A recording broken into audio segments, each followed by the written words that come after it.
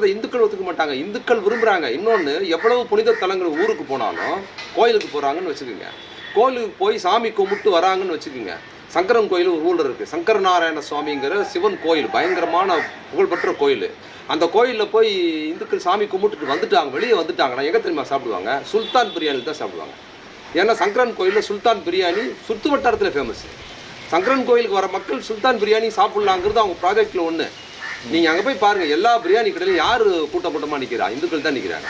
அது ஹலால் செய்யப்பட்ட பிரியாணி தான் நல்லா இருக்குங்கிறதுனால நீங்கள் சுல்தான் கடை பிரியாணி பெரிய சின்ன கடை, அது உட்காந்து கூட சாப்பிட முடியாது.